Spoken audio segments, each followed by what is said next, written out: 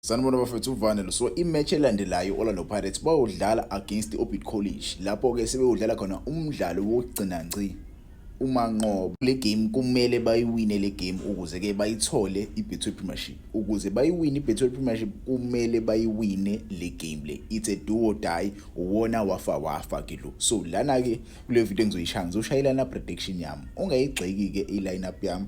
Ungitshele wena ngeyakho ukuthi ke iyiphi i-lineup Orlando Pirates engaline up ngayo ukuze ke ithathe u3 points kule game. Mina ngokwami le game le kuzoba i-game engasho ukuthi ngeke kube igame easy for iPirates but ngeke kube igame enzima ngaleyo ndlela. Yes, the reason why ngisho ukuthi ngeke kube igame easy because psychologically going to this game you know very well ukuthi ke if you draw or lose this game it will go down in history as the team that failed to win a league after game Mamelodi Sundowns they drop points and you had 2 games to make up for it. Yabo. So going to this game the team already knows ukuthi ke kumele bawuthole u3 points. So nayi ke mina lana prediction yami engizoyishaya ungayigxeke yami but ke ungitshele wena yakho ukuthi ke ungaqalisa ubani uyeke ubani. Starting nje epalini niyalwazi udaba bafethu uSipho Chain uyena goalkeeper engiyohlala ngimthemba. Yabo engiyohlala ngimthemba kungijabulisile ukumbona izolo elandwa kwi-prelim squad simbona include kwi-prelim squad singesazi ke noma ke uHugo Bros uzomthatha ahambe naye ayele eAmerica noma cha but ke mina ngokwami umjida ngiyamlanda mase ukuthi ke ama defenders azodlala phambi kwakhe kuzoba ubani na kuzoba uSiyema with uBodlela. Yabo it's a pity simbona ngoSiyema ebizwe kwi-prelim squad kodwa ke next time there is always the next time umjida uzoqhubeka adlale kahle. I hope nje kusasa uzothola igame right akwazi ukuthi ke ayiwine indebe yakhe yokuqala with Orlando Pirates on his first season ayisize iBhakaniya iwine inina iBetway Premiership. Badlala kahle kakhulu benobani na benosibisa abajida currently they are leading kuma clean sheets basize uSipho Chain ukuthi ke aphule irecord. Yabo right now uSipho Chain usene record lakhe record lakhe yedwa nje ngenxa yabo labajida labo. So I trust them at the back ukuthi ke bakhiphe i-clean sheets again on the last game against Orbit College.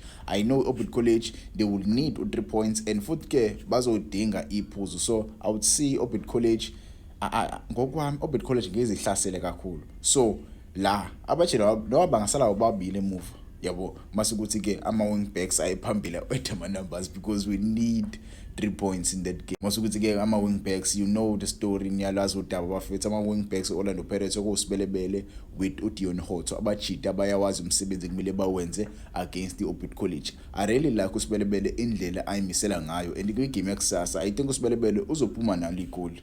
Sibelebele I always say this njalo mesiyodlala I always predict ukuthi obani abazokora.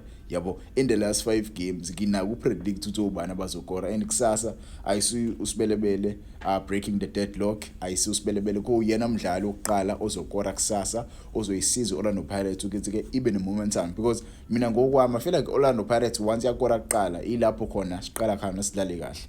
Kanti bese ngakora kuqala ilapho khona seba frustrated khona. Yabo kona mase siya second half singakoranga nje first half seba frustrated. So kungcono score kuqala and first half because second half sizobuya sesibovu kakhulu sesifuna more goals. Yabo so Dion Hotto uyawazi umsebenzi umjida legend Orlando Pirates. I just wish nje ukuthi umjida uzokhipha i-contract yakhe extend for one last season maybe as a captain because siyamdinga le eAfrica. Dion Hotto samdinga eAfrica noma ungathini bafethu umjida uyalazi ibhola. So yona back for na yami ke le bafethu mina engahlasela ngayo nje asiyodlala against inina siyodlala against iOrbit. Mase ukuthi number 6 I feel like le game le yayidinga experience psychologically you need players asebeyidlalile yonke season. Yabo players like abo Makehleni Makhawula was with Orlando Pirates last season when we were chasing the league versus Mamelodi Sundowns. Uyayazi psychologically ukuthi ke we need to get 3 points kule game le. Yabo umjida he has played majority of the season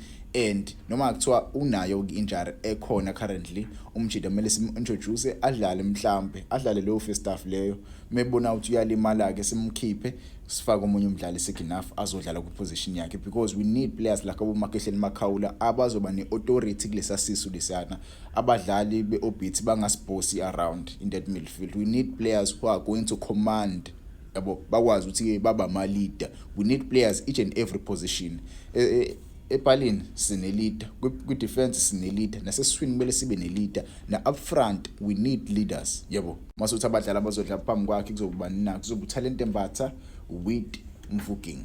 Many people won't like this, but again, mina I will say it as it is. Bafethu Mofokeng uyena number 10 Orlando Pirates okwazi ukuyisiza team idlale kahle. Uyena Mchita ukwazi ukusisiza sidlale kahle. If you can go back and look at the games where we won with 5-0, 8-0, 7-0, sinoba now as number 10 sinomfukeng. Umfukeng uya understand i-movement yebhola uma kiwa phambili. Mofokeng alanda ibhola alibuyise emuva uqala ibhola kudlale kabusha. No, Mofokeng is attacking minded. We need players abaneleyo ingqondo ye mentality ukuthi ke kuyahlaselwa kiwa phambili kumele sihlasele, yabo. So uyena Mchita engimthembayo as number 10, yabo. Wena ungangitshela ngokwakho ukuthi ke ungadlalisa as number 10, but ke this is my midfield.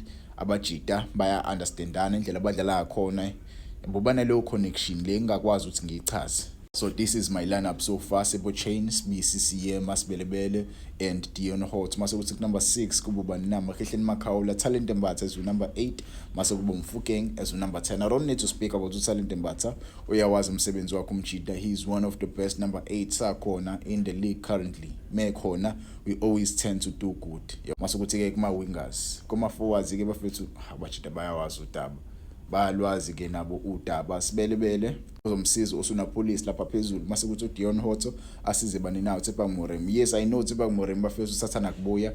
He was featured on the bench last game Mchita, but we need players like we need players like Abo Morem in games like these. We need players like Abo Morem bafethu bakwazi ukuthi ke bayisize team iwin. Morem ke he was included ku prelim squad yabafana bafana, so ukuba khona kwakhe kuzosisiza kakhulu because Mchita uzoregain confidence and athola ithuba lokuthi ke akhethwe kuhlula abadlali abazohamba bayele ku World Cup.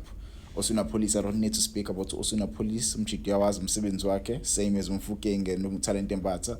These guys, they know what to do. We need goals. Saying it up front you can say whatever you want to say, but again we need players like Abo Makgopa phambili. We need players like Abo Makgopa phambili who are going to help the team create chances. Yabo, ukuba khona kwaMakgopa kuyasiza create ama chances, kuyasiza score more goals. But ke wena wangitshela ngokwakho ukuthi ke ithini lineup yakho. Mina this is my lineup, iyona ndlela le engayiline up ngayo against iOrbit College. Yabo, mhlawumbe umunye ke yena ubengakhetha uMbuthuma, and uMbuthuma is a good striker. Yabo, I would put uMbuthuma too, but ke me I prefer uMakgopa over uMbuthuma. This is my preferred lineup.